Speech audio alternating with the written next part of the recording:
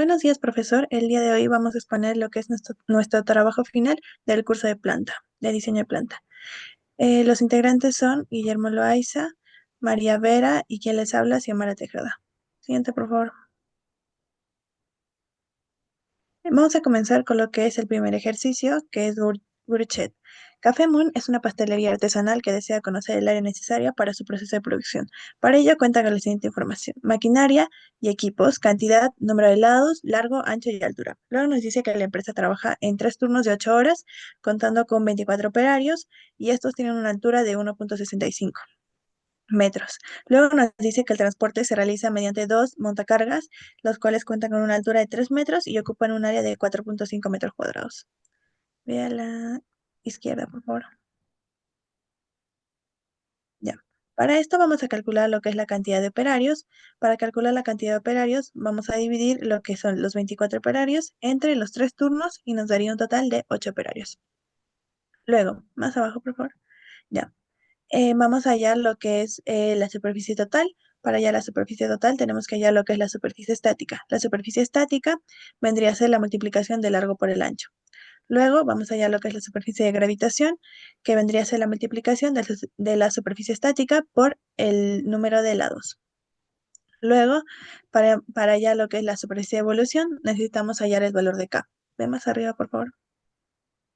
Ya. Para hallar lo que es el valor de K, tenemos la siguiente fórmula. K es igual a HM sobre 2 veces HF. Ahora, para hallar HM, tenemos que hallar lo que es la sumatoria del área por N por H. Aquí lo podemos ver, el área total, que vendría a ser la multiplicación de el largo, el ancho, la altura por el número de lados. Esto hallamos la sumatoria. Luego hallamos lo que es la sumatoria del área por N, que sería, digo, del área por H, que vendría a ser el área total por la altura. Hallamos la sumatoria y estas las dividimos. Ve más abajo, por favor. Esta es la fórmula de HM, que vendría a ser la división de estas sumatorias que hemos hallado.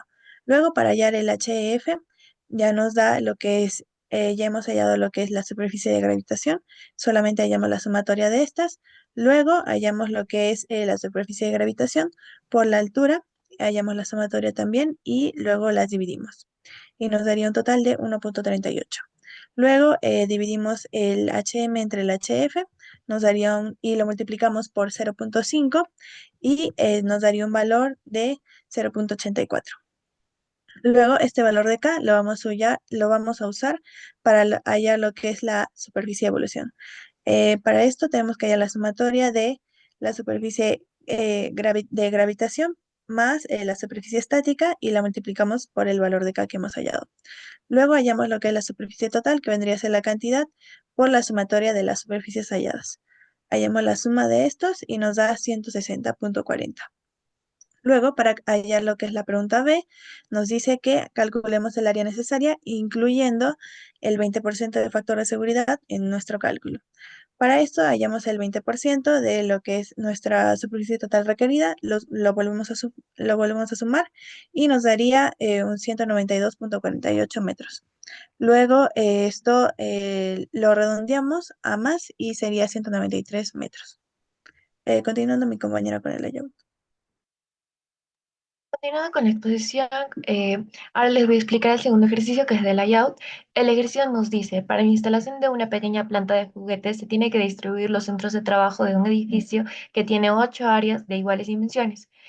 No se considera el costo de desplazamiento entre los centros de trabajo y los desplazamientos entre las áreas solo son horizontales y verticales. La pregunta A nos pide preparar la tabla de distancias entre las áreas del edificio que serán distribuidas. El ejercicio también nos muestra el flujo entre centros de trabajos, que es el número de movimientos, y un pequeño gráfico donde se muestran las dimensiones del edificio y centros de trabajo. También nos indica que los centros de trabajo son de 20 metros de altura de 20 metros, de largo de 20 metros por ancho de 20 metros. Eh, Esto lo vamos a graficar de la siguiente manera, lo vamos a dividir entre 10 porque la tabla de distancia se tiene que hacer entre puntos equidistantes, que es entre el punto medio de A hasta el punto medio de B. Eh, Hacemos nuestra tabla y para dirigirnos del punto A al punto B, vamos a ir del punto medio de A, que es 10, más el punto medio de B, que sería 10. La sumatoria es 20. Para irnos de A a C, tendríamos que irnos del punto A al punto B, del punto B al punto H, del punto H al punto D y del punto D al punto C. La sumatoria de estas distancias es de 80. Para irnos del punto A al punto D, vamos del punto A al punto B, luego del punto B al punto H y del punto H al punto D. La sumatoria de esta distancia es de 60. Así vamos a ir completando toda nuestra tabla y así tendríamos nuestra tabla de distancias completas. Ya con esto completamos la pregunta A. La pregunta B nos pide hallar la distribución óptima de los centros de trabajo y presentar la ubicación en el plano respectivo.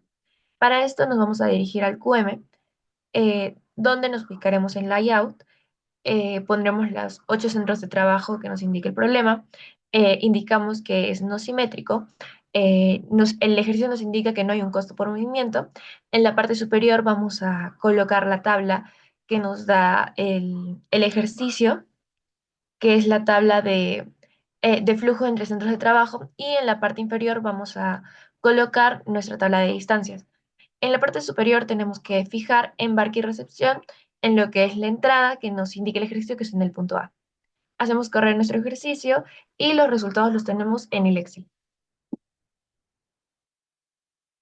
Los resultados nos indican de que el embarque y recepción, como ya lo habíamos fijado, es en el punto A, moldeado y troquelado en el punto B, formas de metal en el F, departamento de costura en el C, armado de juguetes pequeños en el D, armado de juguetes grandes en el G, pintura en el H, armado de mecanismos en el E. Esto lo vamos a ir ubicando en el gráfico que ya nos había dado el ejercicio, y la ubicación final lo tenemos en la parte izquierda. El ejercicio también nos pide en la pregunta C eh, que fijáramos, nos pide como un requisito que pintura tiene que estar al lado de troqueleado. Para esto nos vamos a moldear el troqueleado, lo vamos a fijar en el punto B, y, y pintura lo vamos a fijar en el punto H. Los resultados los tenemos en el Excel, eh, pintura en el H. Sí. Los resultados los tenemos en leche, en el Excel, como podemos observar. En la parte izquierda ya tenemos amoldeado y troqueleado y pintura juntos. Ahora mis compañeros les explicará el ejercicio de flujo de caja. Bueno, empezamos con lo que es el ejercicio de flujo de caja. Se nos dice que la instalación de una planta industrial requiere una inversión en activos que se muestra en el siguiente cronograma, referido al cronograma de abajo, cronograma de inversiones. Los accionistas aportarán 100% del terreno, el 40% de lo requerido en el año cero para edificio y equipos, el 50% de lo requerido para el primer año, y la inversión restante será financiada por dos bancos. El banco A otorgará el préstamo por el monto requerido para el año cero, y el banco B financiará el monto correspondiente en el año uno, según las condiciones que se indican en el cuadro adjunto, referido al cuadro de financiamiento. Sí, empezamos con el ejercicio. La primera parte nos pide el cuadro de servicio de la deuda de ambos préstamos. Para esto hay un paso esencial, que es hallar las inversiones. Se nos dice que el banco A, que los accionistas para el primer año harán lo que es el 60, el 40% de todo lo que es la inversión en equipos y en edificio. En cuanto al terreno, los accionistas son el 100%. Entonces nos decimos que el Banco A va a recurrir al 60% de cada uno de equipo y edificio. En cuanto al Banco B, se nos dice que en el año uno los accionistas van a cubrir el 50%, por ende el Banco B cubriría el 50% de lo que va a ser toda la inversión en el año uno. ¿Sí? Ahora empezamos a hacer lo que es el financiamiento propiamente dicho. Lo primero que se tiene que hacer es hallar la tasa de interés mensual. Se nos da la anual. Como dice en el cuadro, dice que el Banco A tiene una tasa de interés al 12% anual, un plazo de 12 meses y son cuotas fijas mensuales. Además que hay una cuota adicional en los meses 6 y 12. Bueno, como ya se había dicho, lo primero que se halla es esto, con una fórmula sencilla que es la que tenemos aquí abajo. Es uno más x elevado a la uno, que es igual a uno más la tasa de interés elevado a uno entre 12, que vendría a ser un mes en un año, básicamente, ¿no? Eh, Si hay a eso, se le resta 1 por la misma fórmula y se consigue la tasa de interés. Lo demás, empezamos a hacer un artificio que es básicamente un flujo, el cual nos va a ayudar a hallar la cuota simple. eh, Se saca el valor actual de los flujos y en estas celdas de aquí podemos poner las cuotas a las cuales, el número de cuotas el cual vamos a llegar. En este caso se nos dice que en el periodo 6, tanto con el periodo 12, van a ser cuotas dobles. Es decir, ponemos un 2 para que así podamos hallar la sumatoria y nos ayude a hallar nuestra cuota simple, que la cuota simple va a ser nada más y menos que el saldo entre lo que hemos hallado de la sumatoria de los valores actuales. Sí, encontramos la cuota simple, la cuota doble es multiplicarlo por 2 y lo tendríamos hecho. El, la cuota, como es método francés, o como dice aquí, cuotas fijas mensuales, la cuota va a ser la misma para todos los periodos, exceptuando para los periodos que son cuotas dobles, en donde se multiplicará por 2 o se pondrá el valor de la cuota doble. Para la amortización se tiene que restar la cuota menos el interés o sumar en su defecto. ¿Qué se llama? Y luego seguimos con lo que es el interés, que va a ser el interés mensual, porque este flujo está hecho en meses, por el saldo de n-1. Luego sigue lo que es el saldo propiamente dicho, es decir, lo que falta pagar, va a ser el saldo anterior más la amortización, que la amortización básicamente es lo que se paga menos el interés, sin el interés, ¿no? Aquí van a haber dos columnas básicamente que nos van a ayudar a decir que nuestro ejercicio está bien resuelto. La primera es el saldo. Tiene que salir cero en el último periodo, es decir, que ya no debemos nada. Y finalmente, la amortización. ¿Por qué se tiene que amortizar todo lo que se ha prestado por el banco? Sí, bueno, para este método se puede usar otra manera de hacerlo más simple y más sencilla, que es básicamente hacerlo con buscar objetivo.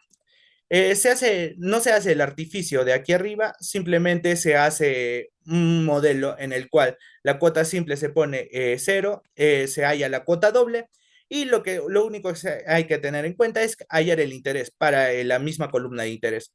Lo que se hace es ir a datos, buscar objetivo y con el valor, fijamos, ya les había dicho que había dos columnas que nos iban a ayudar. La más importante es la del saldo. Fijamos el saldo donde debería ser cero porque no vamos a deber ya nada, se va a pagar todo y cambiando la celda de la cuota simple, que es la que vamos a intentar buscar. Como verán, va a salir exactamente lo mismo que salió arriba sin hacer tanto cálculo. Las fórmulas son exactamente las mismas, simplemente que se hace con positivos y no con negativos. También se podría hacer con el modelo de arriba. Eh, y para el préstamo B o banco B, lo que se nos dice es que hay un 15% de tasa de interés anual, son 24 meses de plazo y son 12 meses de gracia, es decir, un año con pago de interés. 4 pagos trimestrales iguales, es decir, otro año. Eh, bueno, nos dice que son pagos trimestrales iguales. Es decir, este es método alemán. Eh, bueno, para el método alemán es mucho más sencillo que el francés. Vamos a hallar lo que es la tasa trimestral.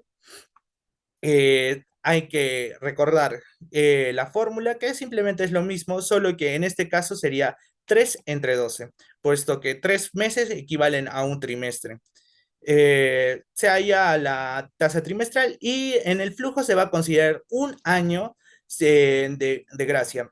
¿Qué quiere decir gracia? Es decir, no hay ni amortización ni tampoco no se paga nada, ni con intereses ni sin intereses. ¿Sí? Entonces, lo que sí hay que tener en cuenta es que el interés se va sumando, puesto que el mismo ejercicio nos recalca que esto va a ser con interés.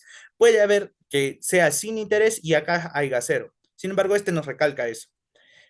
Bueno, aquí lo que se hace es sumar el interés para que podamos seguir con el flujo normal. Se sigue con el siguiente año que es básicamente lo mismo, lo único que cambia es la amortización y la cuota. La amortización va a ser el saldo anterior dividido al número de periodos restantes, es decir, 4, y todas las amortizaciones van a ser iguales. En cuanto a la cuota, va a ser la suma de la amortización más el interés. Sí, bueno, lo mismo. Aquí van a haber otras dos columnas que nos van a guiar, como siempre, el saldo, la más importante, y en este caso la amortización, va a tener que ser igual a la que, sí, anterior a la que empieza el préstamo a cobrarse. Eh, bueno, para la pregunta B se nos dice, preparar el flujo de financiamiento considerando para el escudo tributario una TEA del 30%. Es decir, que hagamos este cuadro de aquí hasta aquí. Sí, se considera el préstamo A en el año cero, se considera la amortización. Aquí tenemos que darnos en cuenta algo, que este tiene que ser igual a este para tener en cuenta que esté bien hecho. Los intereses es la sumatoria de los intereses, al igual que la amortización es la sumatoria de las amortizaciones del banco y del primer año en el banco A. El escudo tributario, es decir, es el 30% del interés. Tenemos que tener en cuenta que el préstamo va a ir en positivo porque es una entrada de dinero en el momento en que nos lo dan. Sin embargo, en el momento que se termina de pagar, hay la amortización, que es básicamente lo que nos ha prestado, y los intereses, que es lo que gana el banco. El escudo tributario es como una entrada de dinero. Bueno, y para el banco B se nos da el préstamo en el año 1, sin embargo, hay un año de periodo de gracia, el cual no va a haber amortización, sin embargo, sí va a haber intereses y por ende va a haber un escudo tributario que va a ser multiplicado del 30% por los intereses. Y para el año 3 ya estaríamos pagando lo que es el préstamo más los intereses, eh, menos en lo que es el escudo tributario, y para que nos den nuestro flujo de financiamiento neto. Eso es lo que se nos pide para la pregunta B. Ahora, para la pregunta C, bueno, también se nos pide en la pregunta B hallar el flujo de caja financiero, que es solamente la sumatoria del flujo de caja neto y el flujo de financiamiento. Nada más.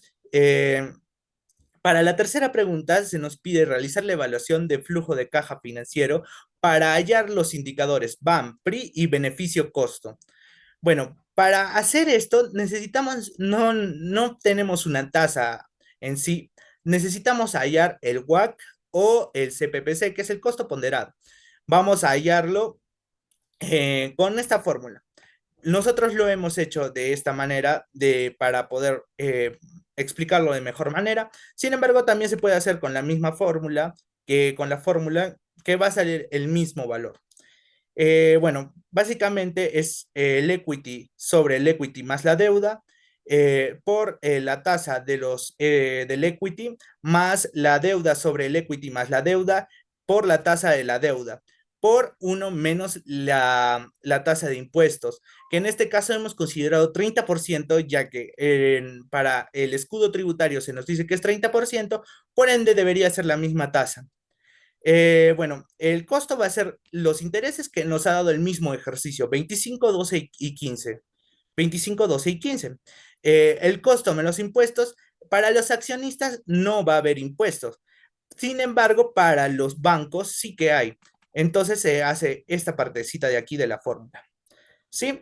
Ahora, para la participación, que va a ser estas partes de aquí, tanto esta como esta, se halla simplemente la sumatoria de toda la deuda abajo, es decir, del equity más la deuda, sobre, dependiendo si vamos a hallar accionistas o bancos, el equity el equity sobre el equity más la deuda. Va a depender de qué estemos hallando. En este caso estamos hallando los accionistas, es decir, esta parte de aquí, el equity sobre el equity más la deuda. En este caso estaríamos hallando la deuda, es decir, los bancos, que sería la deuda sobre el equity más la deuda. Y finalmente vamos a hallar el costo ponderado, que vendría a ser las partes de aquí, ¿sí? Es decir, el costo menos los impuestos por la participación. Lo mismo para todos. Y finalmente se halla la sumatoria, que vendría a ser la última parte de la fórmula, que es el CPPC o el WACC. Así finalmente llegamos a encontrar el WACC. Una vez terminado esto, encontramos indicadores que son BAN, encontramos el indicador del el BAN de flujo de caja financiero, menos lo que es la inversión inicial. Por otro lado, encontramos dos indicadores bastante interesantes, que son el PRI, que nos da es N-1 más la deuda menos el flujo acumulado de N-1 y sobre el flujo actual de N. Tener en cuenta que el flujo actual se va a hallar con la tasa del WACC. Sí, se puede hallar el flujo actual usando los factores o usando la fórmula de VA. ¿Sí? ¿Qué quiere decir el PRI? El PRI quiere decir que en 2.07 años vamos a recuperar nuestra inversión. Como podemos ver, en el año 1 estamos en números rojos, sin embargo, en el segundo año ya tenemos una solvencia, ¿no? Eso es lo que quiere decir el PRI. El beneficio costo es de 2.98, que básicamente es los flujos actualizados positivos entre los flujos actualizados negativos más la deuda, digo, más la inversión. ¿Qué quiere decir el beneficio costo? Tiene que ser mayor a 1 para que sea rentable el mismo proyecto como tal para los accionistas. Bueno, finalmente esto es todo lo que se realizó en el trabajo. Muchísimas gracias. Gracias.